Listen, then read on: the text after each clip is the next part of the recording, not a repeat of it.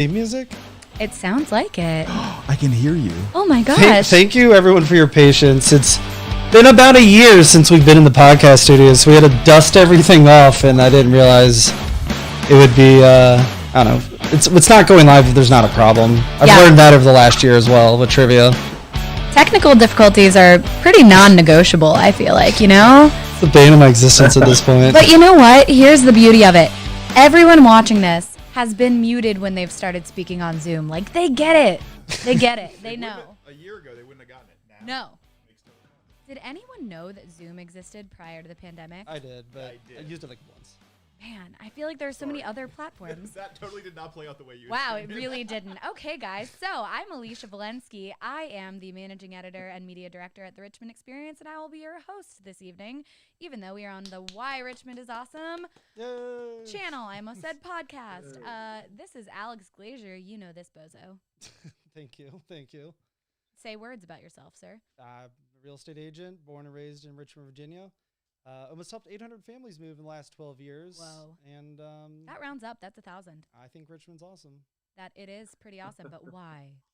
Just watch our YouTube page or Instagram, and you'll watch your page, the Richmond Experience. Please. There's endless reasons. So many. And then we've got Cory Nichols here. What's up, Cory? What's up? So I'm Cory Nichols, the founder and CEO of Yes Life Financial. I would say we're a financial advising firm. I don't really like that terminology. Ish. Yeah. We hopefully do it a new way. But we Get your mic a little closer. We also want, is that better? We also want... flirt with your mic a little. Yeah, I have young kids who really flirt with microphones. I don't want to be doing that.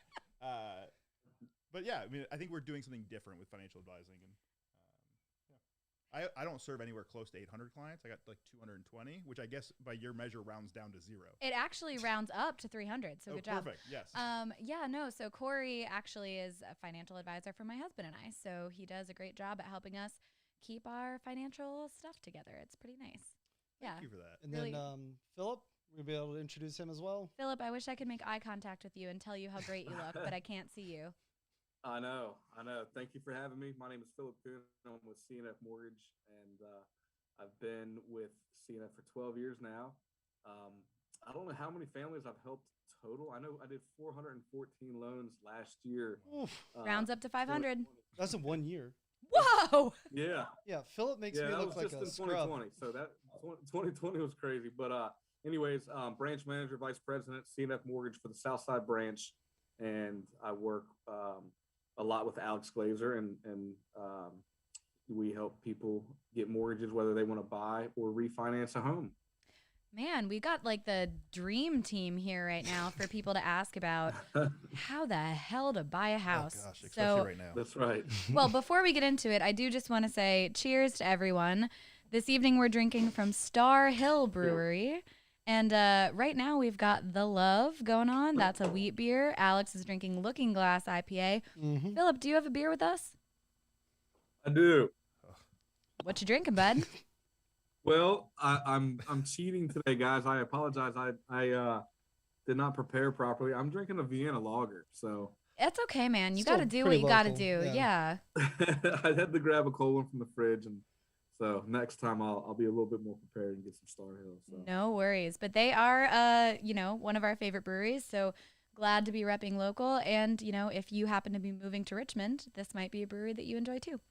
So I guess let's just kind of hit the ground running with some of these questions. So what I've done tonight is prepared some questions just for all the different folks who are going to be a part of this little panel, just about in general how the hell you buy a home during a pandemic or really any other time. But I think we're going to focus a little bit on the now and the near future in today's conversation. So I'm going to start with Cory and just kind of make the rounds here.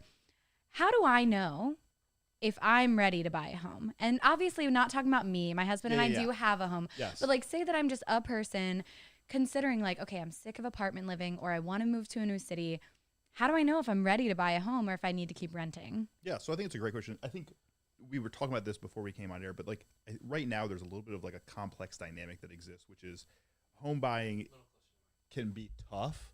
And the problem right now is I think people, they go through this stage of life where it's I graduate from college, I get my first job, And then like whether they're in a relationship, they get married, maybe they have kids, but it's like the next thing I do is buy a house. And there's no like thought process about like, am I financially prepared to buy a house? It just feels like it's the next right thing. Yeah.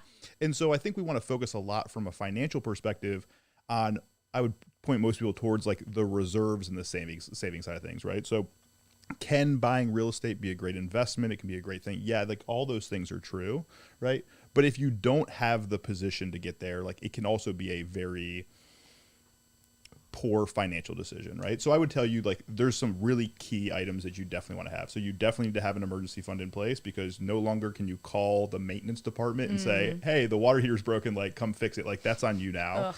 Right? So for those of you that have really reliable income, you're not working for yourself, you're not commission based, 3 months of living expenses is probably a bare minimum. And then of course we get into down payment, and that's something we'll go over with Phillip. But especially in today's market, I know that down payments can be bigger from like a need perspective to really make a competitive offer. But you want to be able to make sure that you've got adequate savings to be able to make a down payment that is hefty. Okay. And we're talking about, you're going to be a minimum, Phillip will get into this, of 3.5% or maybe 3%. But really to get rid of private mortgage insurance, you're going to be talking about 20% down on a home. And then of course you want those reserves to be able to take care of any maintenance items that are going to pop up and closing costs, that kind of stuff. So think about whatever your price point is. If you're talking about 200,000, you're saying you want to have 45,000 ready to kind of at the beginning to be able to purchase that home. Right. Yeah. I mean, that makes sense. And then I guess from there, so say that I look at my finances, I figure out that, okay, I have enough. I guess what would be the first step in buying a home? And I'll throw that one to Alex, our resident realtor here. What's the first step? And I'm imagining it's not nights spent on Zillow, which is what all of us are doing all the time. All I can think about is that recent SNL SNL, clip. yes. It's so sexy. It's so Zillow. true. Yes. So many people hit me up like, have you seen this? Have you seen this? So, well, I would say yes, like whether you have a financial advisor, but just making sure you're financially comfortable to buy a house. And then really it's talking with a mortgage lender, making sure you can qualify for a loan. Because if you can't, so I should have pitched this to Phillip is what I'm hearing. well, there's a couple different variables, but like if you're not paying all cash, you're going to need to get a loan. And, Cory might be able to say like financially, yes, like you can afford a house. And then there's really good likelihood Phillip's also going to say yes. There's just a lot of variables and types of loan and different benefits to different loan types. And that's where Phillip could come in and give specific advice for you. But let's say you've done those two steps and you're like, I want to buy a house now. What do I do? Typically when someone reaches out to us, either me or someone else on our team, we'll schedule what we call a buyer's consultation. Okay. So, typically whether they've already talked to a lender or not, we find that out just by asking questions. And if they haven't, we can make recommendations to get that part done. But from there, it's really just asking about their wants and needs and kind of ranking their priorities of what's important to them, going over what's going on in the market right now, because what's happening right now is different from 6 months ago, and it's going to be different from 6 months from now. Right. So we always like to set realistic expectations for our clients. And then once we've kind of got the search set up, like, just start looking at houses in person. And I've learned over the years what people think that they want. Once they start seeing stuff in person, they realize like, oh, that's not really as important as I thought it was. Now this is important. So it's really a process of exploration. Sure. And it's a really fun process as a realtor to like help someone through that. So that's one of the reasons I like what I do. Well, and I guess, sorry, this isn't actually a question that I wrote down, but like how often are people coming to you with like, these are the houses I want to look at versus here's what I want, you present those homes to me? Like how often is it one way or the other? Maybe 50-50. Right now, houses, the median days of market is 5 days. So if they come to me with a list of houses, about half of those might be under contract by the time I actually look at them. Oof. So right now is a very unique situation, and I don't think it's definitely not going to last forever. So I don't want people to get worked up or worried based on some of the things we may say today, because it's not going to last forever. Right. But I would say, if they live in Richmond and they know enough about it, they usually come to us with more specific criteria in terms of area and what they want. If they're coming from out of town, it's a lot more of us asking a lot deeper questions on what's important to them. And then now we're become like a tour guide of Richmond. And it's a bigger process of exploration for them to figure out specifics, like where I want to live, how close do I want to be to my job that I don't really know where it is yet? Right. Yeah, no, for sure. That makes sense. So one thing that I will add there, by the way, that I always advise my clients to do is, even if they're like in the process of getting prepared to buy a home, I will actually tell them to turn on those alerts like 3 or 6 months before they're going to be ready. Yeah. And one of the reasons is, I think especially in today's market, there can be a little bit of like, if you, right when you get there, you see the one house that you like, you're not going to, if you don't win that offer, all of a sudden you start getting this like urgency that like, I have to make a stronger offer and more price and whatever. And so by turning it on like 3 or 6 months before you're actually ready and just watching what happens from an inventory perspective, it allows the person to calm down a little bit to go, I see a house once every week or 10 days or 2 weeks that I like.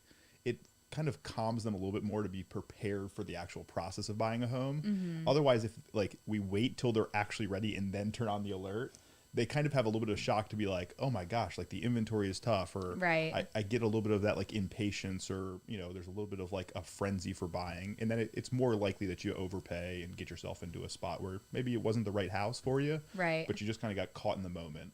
That is funny. That's actually, I feel like, what happened to Andrew and I. We came for one weekend from Charlotte to look in Richmond, and we were like, oh my God, this is the house. There's already an offer. Let's go past it. Okay, we bought the house now.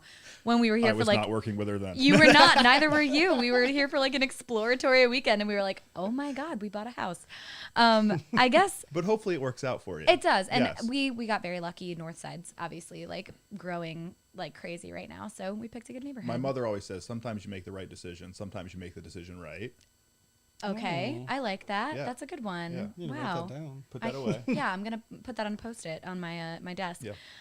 Thanks, Mom. Yeah, thanks, Mom. Thanks, Mom Nichols. So I guess from there, maybe Phillip can answer this one. How much do I need for a down payment? And I know that this question has a lot of different answers, so I'm gonna let you take it away here. There are quite a few different answers. It depends. We have so many different products. We have 0% down products. So, for instance, if you're a first-time home buyer, or if you happen to be a veteran, served in the military, or if you are looking in a rural area, like, for instance, Goochland County or Powhatan County, something that's more, rural, there's a USDA loan. All three of those loans are first-time home buyer loans, or potentially 0% down loans. So, you have different options as far as an FHA loan too, which is 3.5% down, conventional loans, all sorts of different down payment types. As far as Cory kind of brushed on earlier, once you put 20% or more down on a conventional loan, there's no longer PMI, which is private mortgage insurance, required on the loan, which is just an extra monthly expense to basically protect the lender in case of default. But once you do 20% or more down, that's no longer required on a conventional loan, but there's all sorts of different options. So, I get a lot where people think, okay, I have to put 20% down and buy a house, and they've heard that over the years. Well, that is absolutely not the case. There are great options with either, potentially low down payment or no down payment. There's also, I could even spin off and get into a little deeper as far as grant loans. There's potential free money for first-time home buyers. So, it's hard for me to say until I actually talk to the person, look at their, I kind of say it's like a puzzle. When they apply on my website, they fill everything out, and then I kind of put it all together. I put the pieces together, and then I can really dissect what we're looking at, and can recommend different products from there. So yeah, and I think one of the things that almost like a little bit of like because I like feedback or information to be like decisive somewhat, So like I think Phil, and I think we can probably all agree this. If you have the means to put 20% down, do it so you don't have put PMI. 20% down, right? Some of those other products is like based on your situation. Here's some other viable options that we've got. Absolutely. Yeah. That's no doubt. I mean, if there's a client that comes to me and they have the ability to put 20% down, I always would more than likely recommend it. The only thing that I would say differently on that subject, with the way rates are right now, is I have had some clients come to me and they've put less down because cash is king. And when they're borrowing money at such a cheap rate, they'd rather have that cash and maybe go back to you, Cory, and invest. And let's say they invest some money, the chance of them getting a higher return on their investment than what the interest rate is that they're paying is so that's another approach to it. Yeah. But yes, Yeah, I love that point. And for anybody who follows me on Instagram, you know that I put a post out because Dave Ramsey paid cash for his house, and that was a dumb mistake. So not to talk badly about Dave Ramsey, but I just did. So yeah, I mean, I'm totally with you, right? Like a lot of times when you talk about PMI, then the interest rate or the rate of return is a little bit more comparable. So I would typically tell somebody to go 20% down. I thought where you were going with that was a VA loan. That is a different scenario where I might say, hey, yeah, based on where rates are today on a VA loan, not necessarily need to put 20% down because of the PMI situation. Right. So totally agree with you there.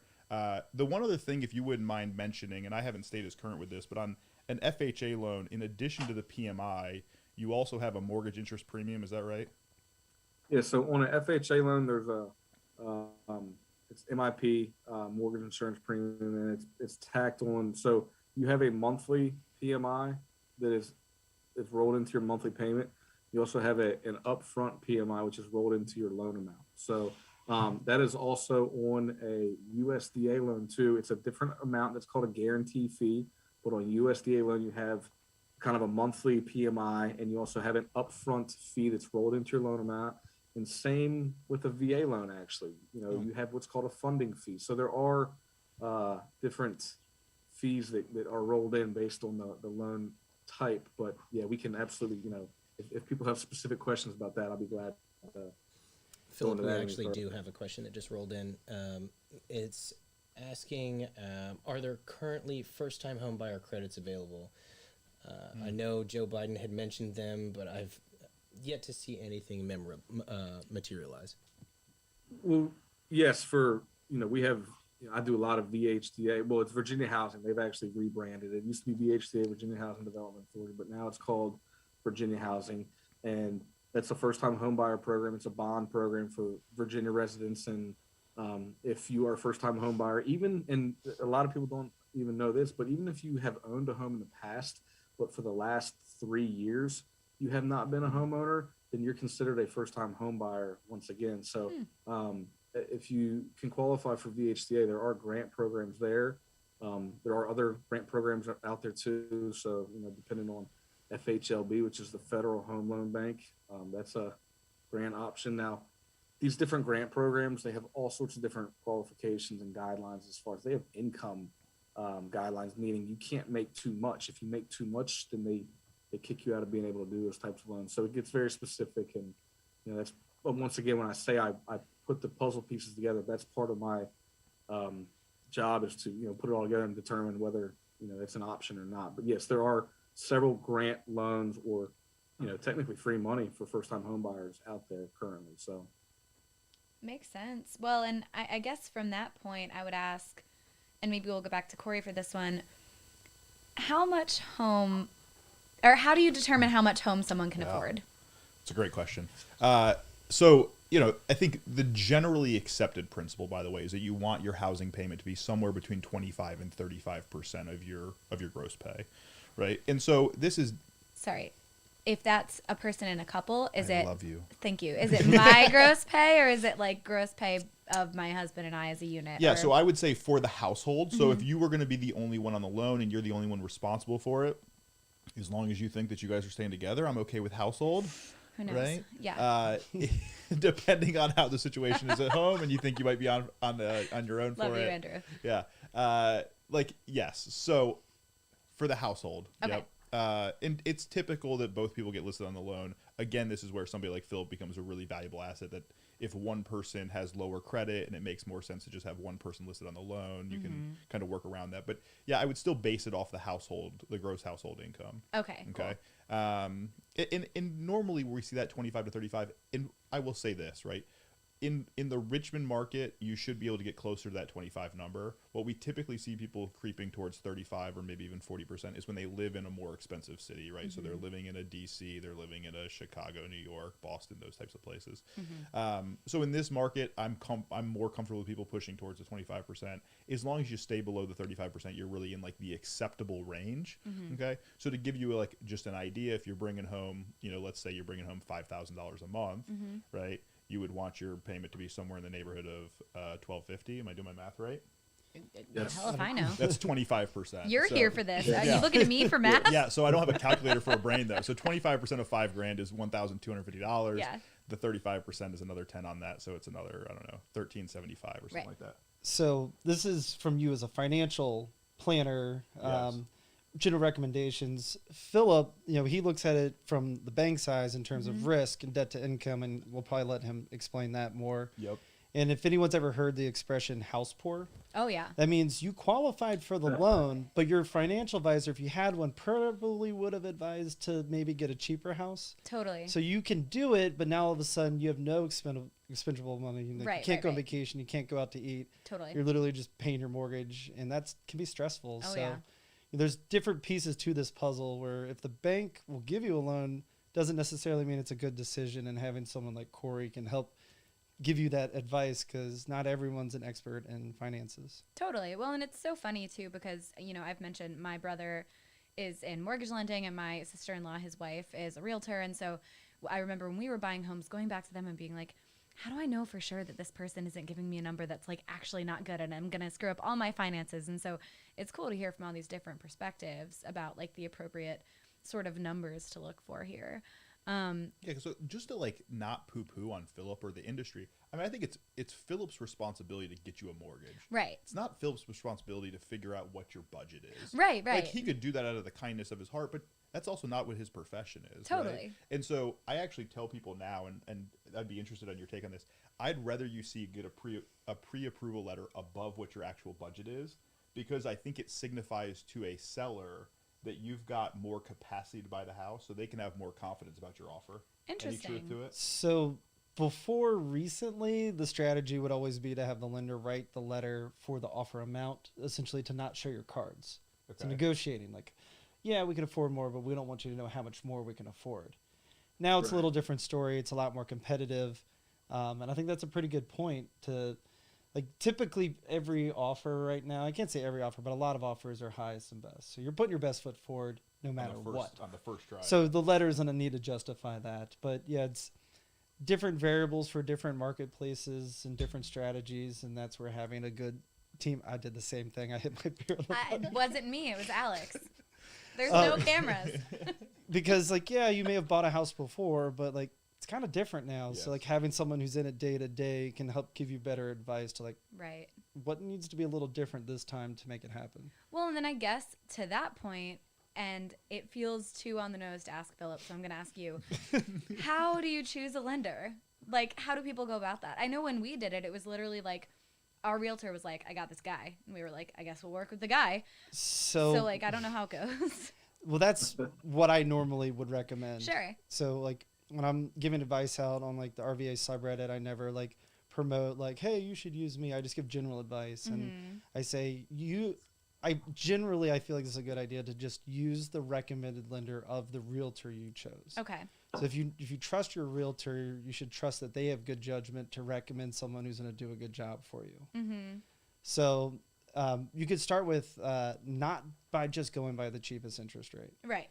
Because especially if you're looking online, a lot of those have little asterisks, and then the fine print is crazy. And it's like, oh, that's with buying down the rate 2 points. And, like, no one's going to do that. Right. They just want you to call, and then they kind of get you involved. Oh my God! And then they call you so many times. And this has happened to a client or two of mine, and I warned them, but they're like, the rate's so low. It changed halfway through, and they were too far in. They couldn't go back, and they got stuck with all these closing costs. So, it's a bummer. Yeah. like, I can give advice, but I can't make anyone do something. No, of course. Yeah. But I guess, I think it makes sense to go with the person that, the person that you're Because working if with Phillip starts recommends. doing a bad job, which I don't suspect, I'm not going to recommend him anymore. So Yeah, Phillip, there's, like, a watch your back. responsibility for him to want to keep up that professional relationship to keep doing a good job for my clients. Right. Well, and then I guess not to ask this directly to Phillip per se, because he's obviously got his own goals here. But, I guess if someone were considering working with y'all for their mortgage lending, like, how do you say that your company specifically will take care of them and help them find the best, et cetera? Or why use Phillip versus X other company? And like, I'm sure that comes up commonly. So easy. I can't tell you how many times I've given this spiel, but basically, all right. So keep it short, Phillip. We're local, okay, but we're local in the sense that we give a service level that the local agents expect. We have a reputation to uphold, but we're what's called a correspondent lender. So what that means is we're like a broker. I have over a dozen investors I shop from Wells Fargo, SunTrust, U.S. Bank, J.P. Morgan Chase, you name it. Okay, we have over a dozen we shop. But the benefit of us over a broker is I originate the loan, we process it, we underwrite it, we close it. We have in-house appraisers. It's a one-stop shop. You come to me, and you're going to deal with me and my team from start to finish. We're going to have the file in our office right here in Midlothian from start to finish.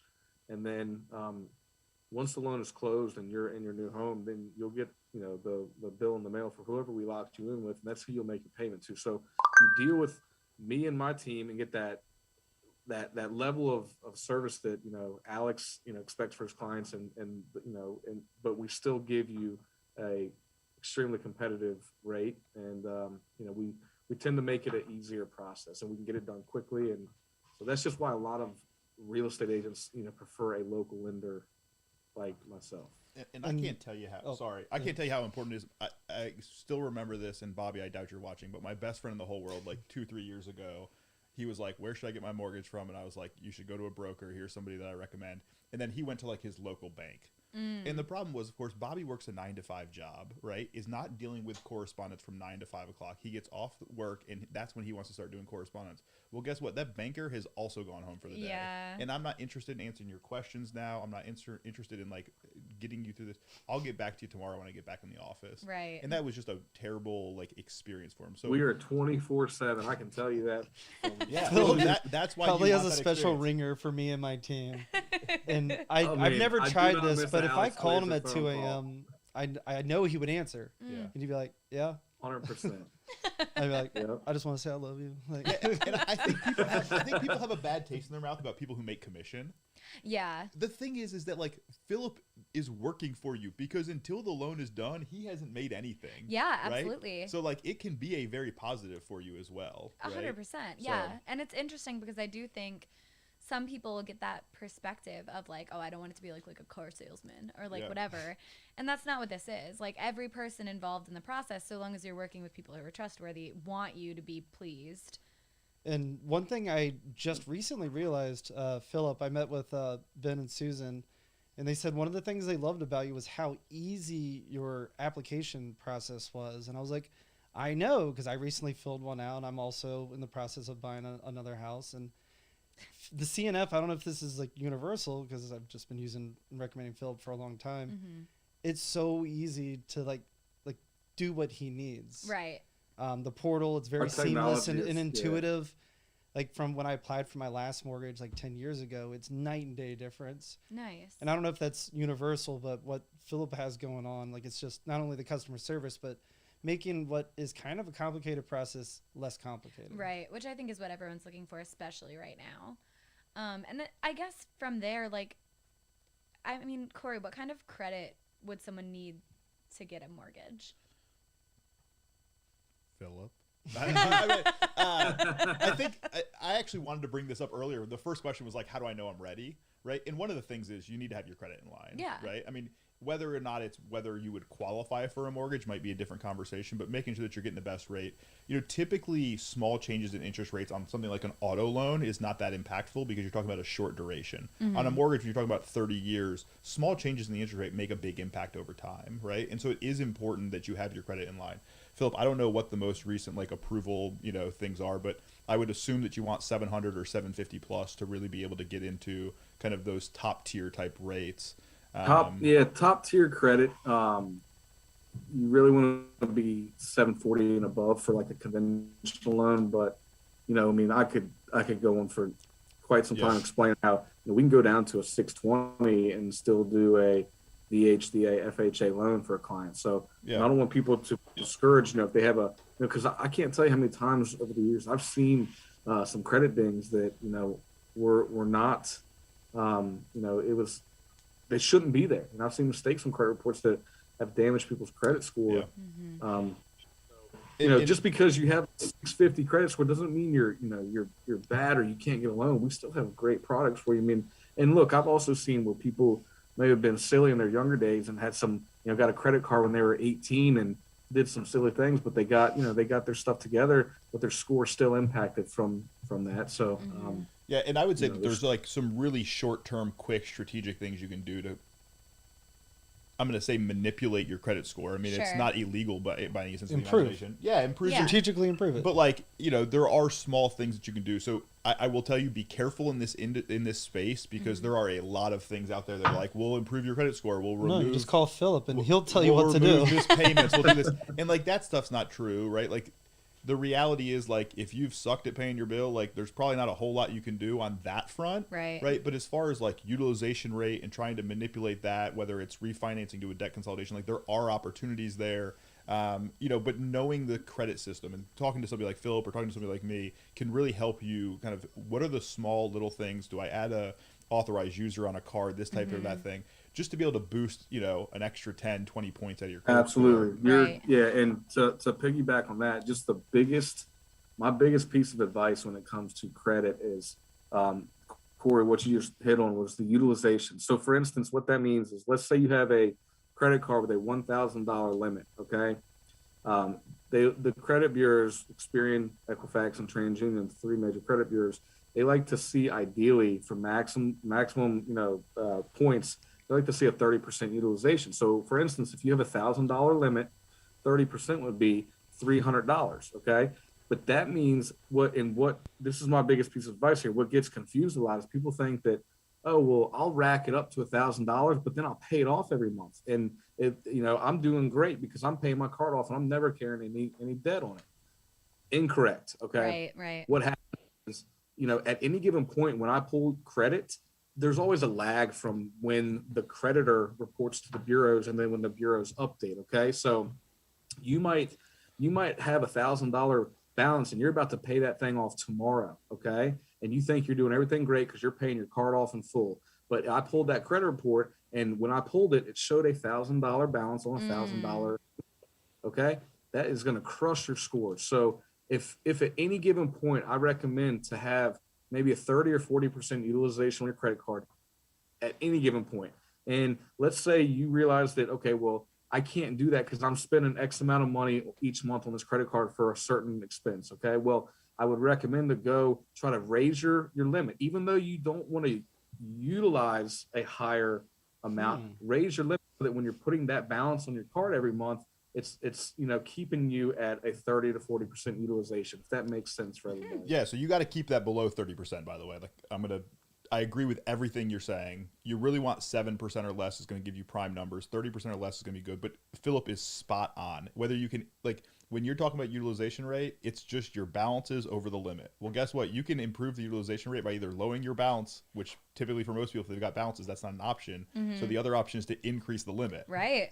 Either way, that ratio goes down. So there are a lot of things you can do there, whether that's authorized user on another card to get that boosted, or whether it's increasing limit on existing cards. I'm learning stuff today. Like, there is strategy there. Because I'm normally like, here, I'll help you get into the house. I'd never get into these deep conversations because Phillip and Cory probably have them directly with the clients without me. Phillip, I mean, it's killer advice. I would tell you 30% over 40% for my own preference there. But the other thing, by the way, this goes back, we talked about TikTok earlier and TikTok finance, right? But there's this thing going around on TikTok about, I don't even know, it's called the 2-15-3 method about when you pay your credit cards. Okay. What you need to know is that credit cards report to the credit bureau on your statement date.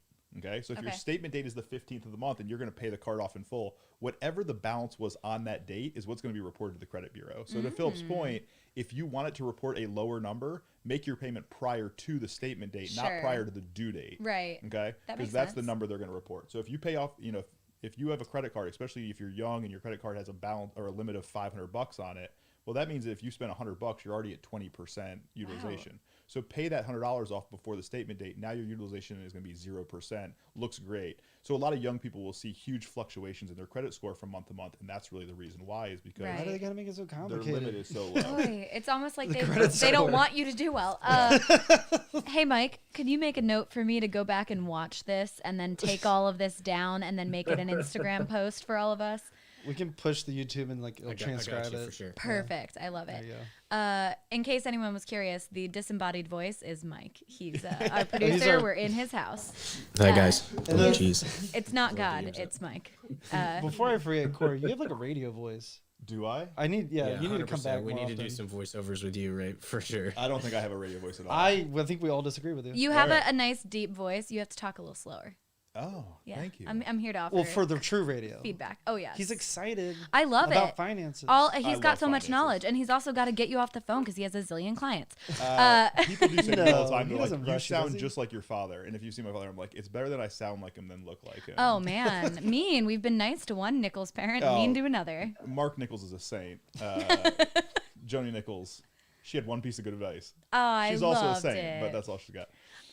I guess next question to just step away, I guess, from the financial side for a second, is how do I make an offer if I want to buy a house?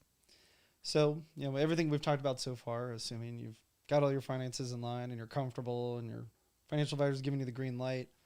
Once we're out looking for a house, and I won't get too specific, but essentially, I have questions I ask all my clients, and typically they wonder, like, is this the right house? But then they see one and they're like, this is it. Like, it's such an easy decision. It's like, but every house before that, they're like wondering, they're like, it checks a lot of boxes, but I'm uncertain. And it might be different right now because it is so competitive and there are less choices. But let's say before recently, people usually can like walk into a house and be like, they just like feel like, oh, this is the one. So they'll be like, I want to buy this house. What do I do? So depending on the marketplace, I may ask different questions to help them make that offer. Where before it's like, all right, let's strategically get it for the best deal possible. Now it's strategically, how can we beat the other buyers? Right. Oops. It was Alex. So again, it's not like super general advice for everyone at every moment, but I ask the same basic questions because the contract is fill in the blank, which is nice. So we're putting a purchase price. Right. Is there any personal property, closing date, earnest money deposit. And there's more specific information about the house. Like, does it have a well or septic? Yes or no. Does the neighborhood have a homeowners association? Yes or no. So the contracts are general to be able to make an offer on any type of property. But us as realtors go in and we select the certain things to apply to that house. Right. So essentially, when you want to make an offer, I would say tell your realtor and he'll help ask you those questions. He'll write it up, he or she, and then they'll send it to you for signatures, and then the realtor will present it to the listing agent, and then it's just kind of wait and hear back from there. It's so funny because I'm thinking back to when Why Richmond is Awesome did y'all's Halloween special, and you were the Anchorman news team. And what I'm really gathering here is that there's really a team of people who put together your actual home buying process for you. You start with a financial advisor, you hit up a realtor, you work with a mortgage lender, like all of these different things happen. And then there's the home inspector and the attorneys, and like there's a lot of people involved. Yeah, there's so many. It's wild. And it feels like you as the home buyer are actually a very small part of the process. You basically are like, yes, I want this. And everyone's like, and go. And they all do different things. This is the reason right here, by the way. My biggest pet peeve is people who list their house. Not biggest, I have plenty of pet peeves, but people who list. Can we make a list? Yeah, who list their house for sale by owner. Oh, yikes. Like the insanity, right? Like it's insulting to every realtor to think that you can sell your house by yourself. If you are selling a house, insulting when people invest without a financial advisor. For the most part, yes. Not always true, but generally true. And by the way, like. There's this person in my life who listed their house and it was on the market because it was for sale by owner for 12 months. And the thing that you don't realize on that is that you pay a mortgage payment all 12 of those months. Oh, yeah. And the interest payment portion of that mortgage is never recouped. That money is gone forever. So if she would have used a realtor initially, let's assume that the days on market would have gone down to 45. She still makes a payment, maybe 2 payments. She still would have saved a significant sum of money. Yikes. And she would have paid for most of that realtor's expenses or costs associated with selling the house. So don't be penny wise and pound foolish. Like, use a realtor. I thought you were going to say her name. I got really excited. Okay. Sorry. Oh, no. I mean, It's like penny wise. She's a lovely person. Penny wise and pound foolish. Yes. Well, I a bad agree, decision. but I've also learned that a lot of people that sell on their own, they're DIYers. It's hard to talk someone out of something like that. Oh, trust me. So yeah. Trust me, I've seen people invest in GameStop. Part of when I was early in my career, it was a strategy to help get business was to try and convert a for sale by owner into a realtor client, and it's an uphill battle. Yes. And I just choose that's not to have to deal with that. That's why I do it instead of you doing it. Sure. Yeah. No. Please. Thank you. doing the Lord's work.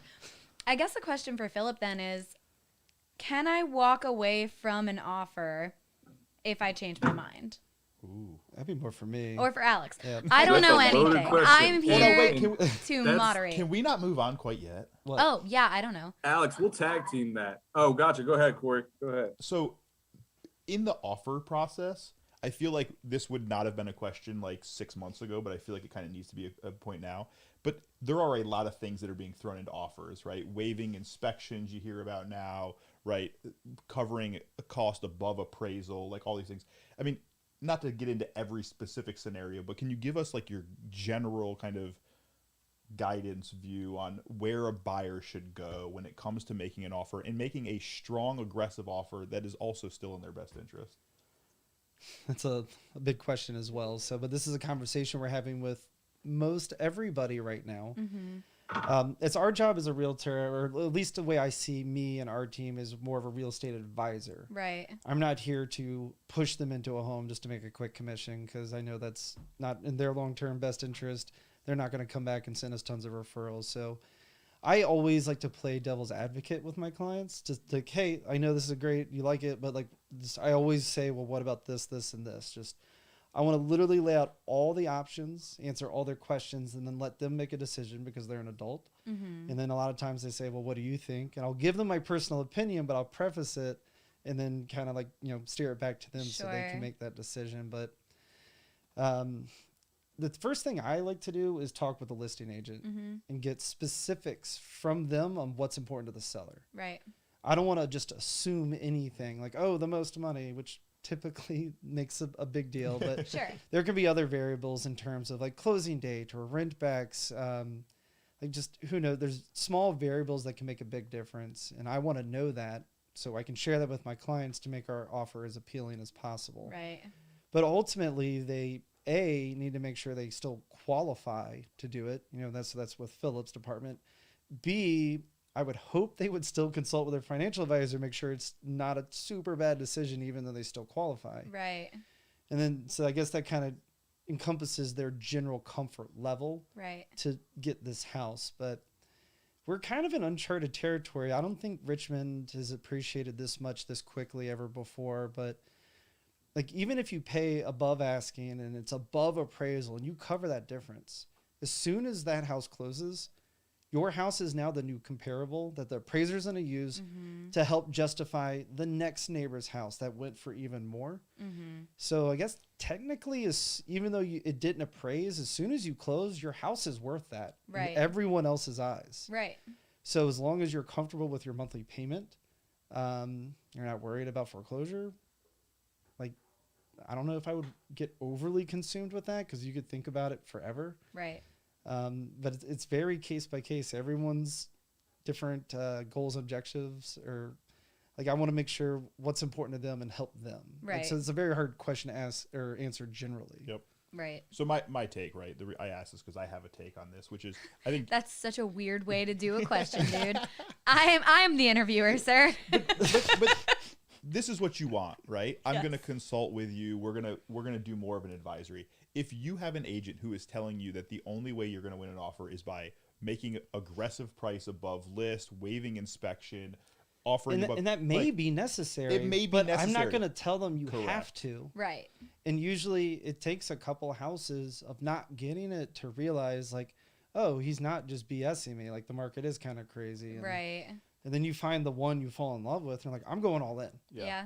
Unfortunately, this guy's a rarity. Oh. Because I've seen I've seen real estate agents who are like, this is the only way you can get an offer accepted in this market. And it's like, well, I mean, technically it's true. It's not in the best interest of your client, but it's technically true. Yeah. Right. So just be careful. Like you want to find somebody who, if that is what it's going to take, they're going to be honest with you about it. Right. And if that truly is the house you want and you're comfortable with all those things you mentioned, yes, go for it.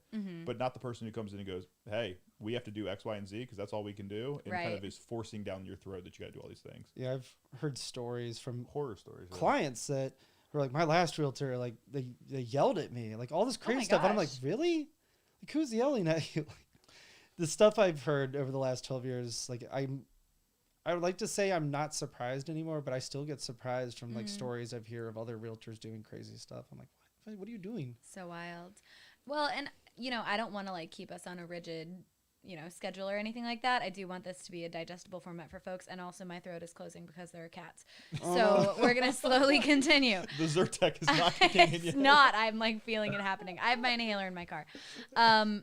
So I guess my next question will be, I don't know who this is for anymore. Just ask it and we'll okay. figure it out. Yeah. What can I expect to happen on closing day? It's not my question. Alex, I would say Phillip? probably more for me than anybody. Okay. Is it that you're going to show up with like champagne and stuff? Well, possibly, yeah. So we do a lot of different fun stuff for our clients on closing, but typically closing means you're going to the attorney's office or meeting with a notary of some sort to sign all of the final paperwork. And then as soon as you're done, you're waiting for like the fireworks, but it doesn't happen. I hand them the key, and that's usually exciting enough. Yeah. But it's like you went through this whole 30, 45-day process, and it's stressful. I'm not going to You just want it to be over. Well, probably not you, most they, people. we. Right, I. and I've moved 10 years ago, and then when we moved in the fall, it was very different because me and my wife have a lot more stuff. And I have a much greater appreciation for what my clients go through on a daily basis. So you decided to do it again just to get an even better appreciation. It's different. It's different. Well, this time we're hiring Says movers. everybody. That's what I learned. I That's can't what I imagine learned why in September. You didn't the first time. I don't I've been know. to your house. I'm like, I have a moving truck. We'll just use that. So yeah, it's like this big long process, and then you get the keys, and then you're like, it's mine now. Like I can move in. Especially the first time, I feel like it's just like a very unique, weird experience. I remember when I got my keys, even as a realtor, and I've helped other people do it. But then when I did it, I'm like, so I can just go anytime now. Like it's like I don't know, just it's live there now. a unique experience. Yeah. It still can be a little terrifying because you're like, what do I do if something breaks? And like, I encourage all my clients. I'm like, my job doesn't stop when you're closed. Like I'm here for you. I'm your realtor for life. So if anything happens at any point, anything housing related, just call or text me. Like we're here for you. We've done it ourselves. We've had other clients do it. We can make recommendations. You don't have to reinvent the wheel and figure it out yourself. Yeah. It's interesting because I do remember when Andrew and I bought our house and we showed up and there immediately was a giant leak in the ceiling that came from the upstairs HVAC unit. And we were like, huh. Condensate, yeah. Yeah, we were like, I feel like I'm a home that inspector at this point too. I've been to like 500 home inspections. Yeah. Well, and I was like, I feel like this shouldn't have happened. And I texted our realtor being like, how do I adult? And they were like, we don't know. Good luck. I was What? like, oh. Yeah. They didn't give you any advice? No, sure didn't. What? Oh. Yeah, it was a bummer. Also, why you don't want to be house poor. Fair. But we Not weren't, put- and not- we were not fine. putting I'll the give you my maintenance ticket card on that. afterwards. So. I know your phone I know, I'm number. kidding. Yeah, no, I think that's really important. And I think, too, in people's minds, it's going to be this big historic thing. And so unless you make it a big, like, fancy to-do, it's just going to be like, cool, signed some papers, here's a key. Now you got to Let's move. talk if and you you're have like, any questions. My You're like, back "Ugh." hurts. Yeah. That's just mine. I don't know if everyone's does. But I mean, And now you're everyone's back hurts. $300,000 more in debt. Congratulations. Yeah, congrats. But you have an asset to offset it. It's different. the first time house is probably different. After that, I've had clients who are like, I've moved 20 times. Like they're in the Yeah. military or have some sort of corporate job that move them all over the country. And by then they're just like, it's so logistics. efficient. Yeah. And like for me as a realtor, it's a lot easier because I don't have to explain anything. We're just like, yep, let's go do it. But I don't mind explaining literally everything 1,000 times to a client if it makes them comfortable. Yeah. Because I know it's scary. And Totally.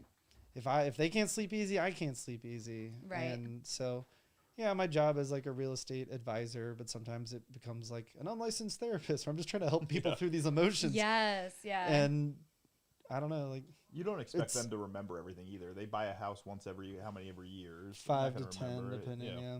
Well, and I feel like a lot of the questions that people have come from what they grew up learning is normal when buying a house. So, like, I remember Andrew and I really getting fixated on, oh my God, should we do a 15 or 30-year mortgage? And that, for some reason, was just something we really struggled with, like, which one we should do. And we didn't know who to ask. And, like, everyone had different opinions. So, like, I am actually going to kick that question to Phillip real quick, because I feel like it's one that a lot of people bring up because it's just like one of those numbers that's in people's heads. Like, Yeah, so right, and I get that a lot too. I think it used to be a lot different answer because about, I don't know, several years ago, a 15-year rate was way lower than a 30-year rate. Now, a 15-year rate, it's still lower. Don't get me wrong. You can certainly save some money as far as the interest by doing the 15-year with the rate, but you're looking maybe half a point cheaper in rate. So what I recommend to a lot of people is, if you can do a 15-year, then do it. Okay, if you feel comfortable, then do it. But a lot of people, I tell them, I say, do the 30-year. Okay, you can always treat it like a 15. All right, there's no loan that I do has a prepayment penalty, so you can pay the loan off as quick as you want. So do the 30. Okay, because the rate isn't that much higher. It gives you the flexibility. That way, if things ever get tight, you're not strapped to that 15-year. Because once you close on that 15-year, that's it. That's your payment. So do a 30. You can treat it like a 15. You can make extra principal payments. I tell my clients anyways, if you make one full extra principal payment a year, okay? So let's say your payment is $1,500 a month. Well, if you spread that out and pay whatever, 1,500 divided by 12 is $125 or something, extra a month, right? Then you will actually pay your mortgage off 5 years quicker. So to repeat that, if you make one full extra payment a year, okay, you will knock 5 years off the life of your loan. So I tell financial people, advisor, hello. Are you going to live there that long? I tell Probably people, not. do the 30, unless you really can afford the 15. If you're comfortable with the 15, then so. Cory or Alex, if you want to. Yeah, look, I unless you're like, the only time I'm like go with a 15 is if you're like, some people will say I'm 51 years old. I'm going to retire in 14 years. I want to be mortgage free when I retire. Okay, great. Like, let's do it. But just be really clear. There's a difference in life between making a financial decision and making a personal decision. Right. And you are a human being. Right. You are totally allowed to make non-financial This is ringing a lot decisions. of bells. We've had this conversation. Okay, I'm so sorry that I made fun of Cory. He told me everything perfectly right, and I have no qualms whatsoever as a client. So, like, yeah, I mean, like, this... I mean, I love the advice, right? I would always recommend people, given the interest rate difference, take the 30-year. If you want to pay more, fine, pay more. But once you lock, I mean, Phillip hit the nail on the head. When you lock in on that 15%, that is your minimum payment, and if you miss it, that that's what you're required to pay. So take the 30 and pay it. Also, by the way, like going back, I just asked Alex, people buy a house how often? Every 5 to 10 years, right? So most likely, I understand that there's more equity in the home if you have a 15-year, and there's all sorts of calculations there. Sure. But especially for what I imagine is a lot of young people here, what I would be more focused on is making sure that monthly commitment is what fits inside of your budget. Sure. And so almost exclusively for this audience, probably a 30-year is going to be your best interest, except for in very rare occasions. Well, and I guess to that point, one question I thought of as we were chatting through this was, a lot of people who are watching this probably also have student loans. So talking about paying off student loans, paying off mortgages, like what is your mindset with those things? That wasn't even a full question. I just was like, can you further? Nope. So, as far as like a really like kind of putting that into kind of black and white territory, do I need to have my student loans paid off before I buy a house? I would say the answer is no. Okay. Right? So student loans is one of the rare kind of loans, especially right now, given the climate, and is there going to be student loan forgiveness? And there's a lot of dialogue around that. Student loans, generally speaking, are fairly low interest debt. Sure. Right? It's not the lowest, but fairly low, right? Isn't that rich? Yeah. Go on. So when we talk about things like credit cards, I really, those are going to be high teens, 20%, and we really want those to be eliminated before you're going into, the position of buying a home. Right. But when it comes to student loans, right, I would say I wouldn't worry about the student loans stopping you from purchasing a piece of real estate. So you're finding a balance there. So whether it's refinancing the student loans to get the payment in the place where you want to, or if you're already on a 10-year standard repayment plan, that's fine. If you're in an IBR, so an income-based repayment plan, and you're paying a lower payment, just be aware that as your income goes up, your monthly payment on your student loans is going to go up as well. And so, you just want to be cognizant of those things as they go forward. Sure. But I would say it's not a disqualifier if you still have student loans that you can't, like, you can still buy a house with student loans. Sure. And I guess, especially today. Well, right. And I guess the other question there is, so once you are in the home and you have a mortgage and you have your student loan payments, you obviously have the minimum that you need to be paying for both each month.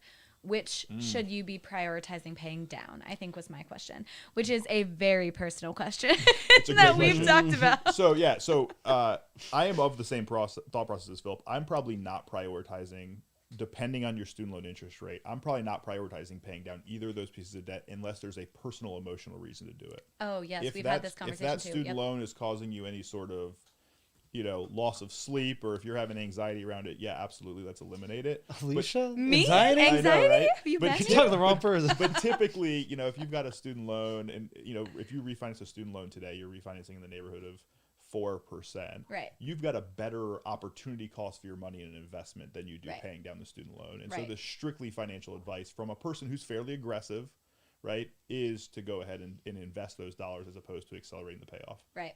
Anxiety conversation, different conversation. We've had it. We'll send you down that rabbit hole. Yep. The answer was, if you're freaking out about this, then sure, pay it off. Yeah. Yeah. Makes sense. I mean, I have clients who freak out about car payments, and Yeah. if you have the capital, just knock it out. Like, there's no reason. Totally. Right. Or pay off the highest interest rate loan first. Work with your whatever the highest rates are first. Work on paying those down the quickest, and then work your way down. Here I am talking like that's a pay off last. Yeah, I'm Right. sitting over here assuming that everybody already understands that, but that's a great point. Yeah, Yes. absolutely. If you say like, I pay extra to my student loans every month, but I make the minimum payment on a credit card, my first advice is gonna be like, well, stop doing that. Yeah, definitely don't. That's do not that. working for you. Yeah, for sure. Absolutely. Mike, do we have any questions from anybody? If we want to head into Q&A at this point, and if you have anything else to add, Alex, please. Like, I could talk for hours and hours and hours I'm aware. about That's this. why I put a cap on it. And I know that tonight seemed to be more financially driven, which I think is perfectly fine because, Totally. again, there's a lot to unpack with the process of buying a house. And I think, Mike, are you waving your hand because you have a question? I think maybe a person has a question. A person has a question. Okay. It says, hey, Alicia and Alex, any advice on purchasing a house you are currently renting? That's a good question. I've actually had multiple clients do that, including Sam. You're and Sean. pointing at me like I Well, did because that. I Richmond didn't do Experience. it. Richmond Oh, Experience. I see. And My I remember when counterpart. Sean called me and asked me some questions about it, but it's similar to buying a house from anybody else. Like, the process is the same in terms of making an offer and going through the process of buying it, getting the loan and closing. Right. Off-market deals, they vary. Like, you're not going to have to compete with somebody for it, which is nice as a buyer. I actually just helped a client who had a rental, and the tenant wanted to buy it, and I worked with it. She's bought and sold her and her family multiple times, so I helped her out just with like a small consulting fee, essentially, just to help the logistics of do the paperwork, get it to everyone that needed it. Because she didn't want to do, or she did inspection, but everything was fine. Like, there was very little work for me. Sure. So I just wanted to help and make it happen. Yeah. And whether I know you or not, I'm happy to facilitate any sort of transaction, whether it be an on market or off market. So I would guess for the person with the question, it'd be easier if I could just talk to you, and maybe we can put our information up on the screen, or you can just look me up, and I can ask some questions and give you some general advice. I don't charge for general advice. I don't charge anybody anything. Realtors, probably like lenders, we don't get paid until closing. Right. So everything on the front end is in good faith and hopes that it works out. And sometimes it doesn't, and that's just an inherent risk of part of our job. And I'm okay with that. Right. Because I know if I have their best interests at hand, and whether they move or not, if they feel like, wow, he gave me great advice, I really trust this guy, they're going to come back in 2 or 3 years when they do decide to move, or they're going to refer me people in the meantime. Right. So I'm playing the long game. I'm not playing the quick, easy commission game. And so far in 12 years, it's definitely starting to pay off now. For sure. Yeah, makes sense. God, I love you. Alex, the gentleman's name is Alan Delbridge. I think your wife says you know him. Yes, I do. Hi, Alan. How are you doing today, buddy? Hey, Alan. I'll call you later. I have his number already. Look at you. Alan, I'm offended you didn't include me in your question, though. Any other questions over there, Mike? Unfortunately, at the second, we don't have any. Mike, do you have any questions for the panel?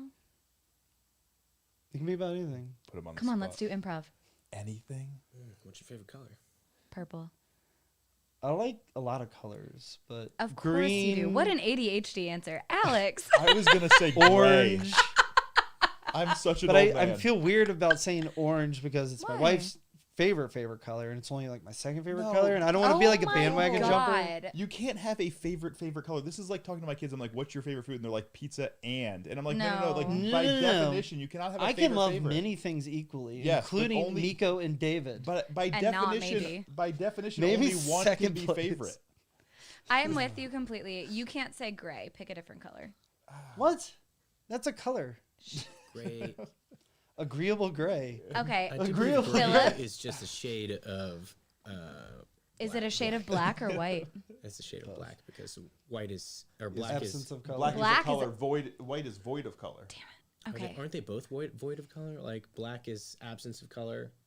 Oh, White God, is this getting combination very, of all. This is getting technically- very deep. Very technically quickly. We'll white tie is a this back into combination. housing So, because yeah. gray, I like gray better than the tan. Remember in the 2000s, tan was very popular? Or beige. Because tan. We have Well, greige. yeah. Well, greige is kind of like the gray with the warmer tone. Mm-hmm. I feel like more goes with it.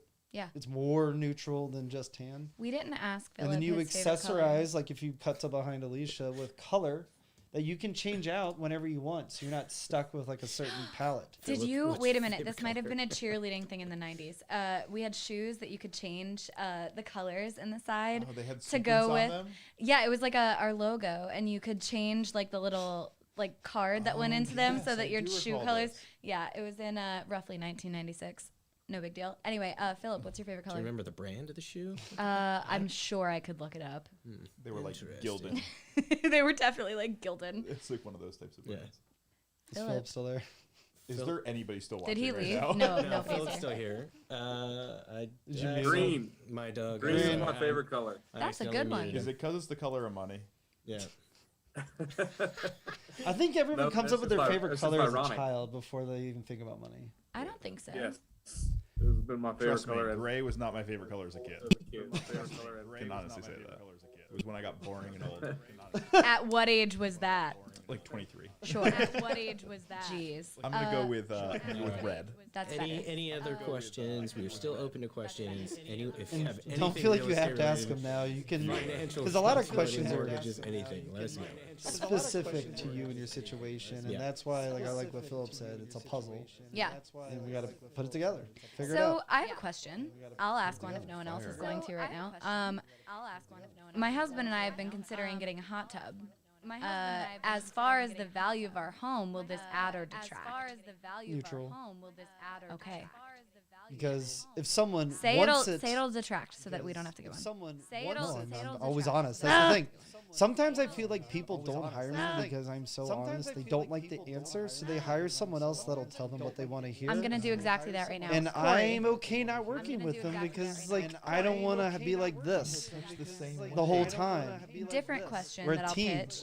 Knowing our finances. Are you gonna say hot tub in a different voice? You're knowing like, our hot tub. finances. Well, that too. No, But it boils knowing down our to your well, happiness. that too. But it In my apparently opinion. doesn't. It also boils down to Andrew's. This is where we get the murky area. Who Andrew, wants the hot tub? Andrew. You don't? No. Why? Because it's expensive, and we don't need to spend that right Remember now. that thing And you it's said about effort, counseling? and we don't need to spend that right now. Hey, we're doing it. Marriage counseling. Except for Andrew's So, not even here to defend Have himself. you He's looked not. into used hot tubs? I've had clients give them away for free. You just clean them. You have someone else Way clean them. interesting. I don't want to do any cleaning, and So- I know that Andrew. A hot doesn't tub do is any all cleaning. cleaning, chemicals and balancing. I don't know if I would want to use hot tub. Thank you, I'm Phillip. with you. Do That you know sounds- every hot tub at like everywhere Thank you, else that you've ever Phillip. been in is technically used? Alex, Like Yeah, at but that's anyone why I else's don't house? usually get in those. tell me that we shouldn't spend $5,000 on a hot tub. Tell me that we You shouldn't should spend not $5,000 use on a hot tub. $5,000 to buy a hot tub. Woo! I'm just gonna pull that clip. So that was super easy because you didn't ask me a question. You just asked me to say something. Context is totally broken. Yes. Why did you tell me that you were probably getting one if you didn't want to get one? Because Andrew makes the financial decisions in our household. Because Andrew and Corey. But you could have not mentioned it, and I wouldn't have gotten so excited about I it. have an inflatable pool. There will be a body of water. It's debatable what it'll be. Look, that body of water in the middle of a So- Virginia summer is Is going a to be hot fairly tub. hot. To kind of expand your question to Is a make it hot tub. applicable to what we're talking about, actual pools, like Yes. in-ground pools, Uh-huh. in Virginia, it depends on your price range. Interesting. So if you're under like 300,000, it actually can hurt your value. Wow. Because, well, like when you look at it from an appraiser, they just give it no value. Okay. But in a practical standpoint, we have a lot of clients who are like, it's extra cost of maintenance, risk of like having to worry about like, oh, if someone falls in the pool and they can't swim. So a lot of pools, houses with pools, if you think about supply and demand, the demand is much lower because people don't want to mess with it, which can affect value. But then I've also found if you're a pool person, since there's less pools, when you find a house with a pool, you really want it. So I think that's why the appraisers kind of give it neutral, not a plus or minus. Sure. But in like $500,000 up, I was actually, I talk with appraisers all the time because I'm just kind of curious like how they do what they do. I'm the analytical nerd. Yeah. And they're seeing a trend with more pools in the Richmond area, and they're actually starting to give value in appraisals to houses $500,000 and up with pools, because most of them are done really nicely. Sure. Yeah. It's Like a not hardscape and- my inflatable pool in the backyard. Yes. I can That does not completely. convey. No. That It really does does not not. I completely understand how that would work out, and I think too. You have to consider that the people who are $500,000 up are going to have more money to upkeep a pool, or maybe have a pool person or upkeep whatever else, or maybe have a pool person. Interesting. That was the last question I had, Mike. I have a question. Oh, Cory. Where can we find you, Alicia? Me, I'm at the Richmond Experience and therichmondexperience.com. If you're not a member at this point, it's $39 a year, and we send out a newsletter every Wednesday with everything that you need to know that's going on in Richmond, a newsletter every Friday with the top happenings in Richmond for that weekend, and we have a new series that we just started called The Trend Spotter, which is the 6 new businesses that you need to know every month. We're really keeping you in the know, is all that I'm saying. Alex, where can people find you? If we're talking Instagram, it's at Why Richmond is Awesome. Our real estate website is alexsellsrichmond.com. We have a YouTube channel, Why Richmond is Awesome. Mikey, am I forgetting pertinent information? You can just Google Glaser, and it's spelled Glaser. Everyone always says it or spells it, so I'm used to it at this point. But I'm all over the internet. That's like, I try really hard to make sure people can find me. Yeah, that's important. Cory, where can people find you? Cory with no E, CORY, _Nichols, NICHOLS on Instagram. As your resident marketing advisor, I would advise maybe updating that Instagram handle to be more findable. double underscore. Double underscores. I just copied off my wife because she was. Never mind. Anyway, so let's not Yes forget Life. about Phillip. Yes Life Financial. Yeah, so my business is Yes Life Financial. Another confusing one, you have to go to yeslife.financial. There's no like .com. .financial is the domain name. So trendy. I know. Just go to my Instagram. It's really a lot easier. Yeah. You can go on LinkedIn, Facebook, all those places. But go to my Instagram if you actually want to get a hold of me. And Phillip, good sir. Mine is really easy. It is literally my name. www.phillipcoon.com. I can't stand you. Perfect. By the way, mine is CoryJNichols.com because I used to own CoryNichols.com, but now if you Google search Cory Nichols, it's some childhood actor who was in Sisterhood of the Traveling Pants too. Oh, who was he? His name's Cory Nichols. What was his character? Oh, I have no idea. I don't care. I tried to buy the domain from his mother, and she was like, "No, my son's a childhood actor." Well, Like, maybe let's hope he gets famous. No, because then I'll be like Justin Bieber. Will be like, "Oh, your name's Cory Nichols." It'll be terrible. That's I want him to just fade away. Okay, well, we don't want to wish ill on a child, so we're gonna move on from that. This Sisterhood of the Traveling Pants was like a decade ago. Oh my Yeah, the God. guy's like in his 20s now.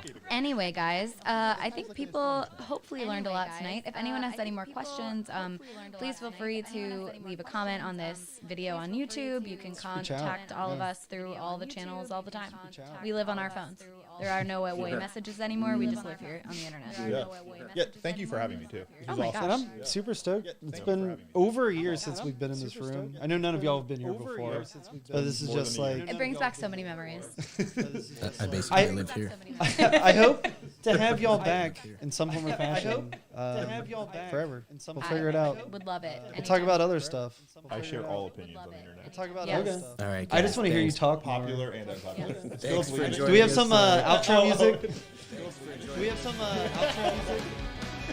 Mike's like, Thanks, please guys. stop. Appreciate you having me. There's not enough banter.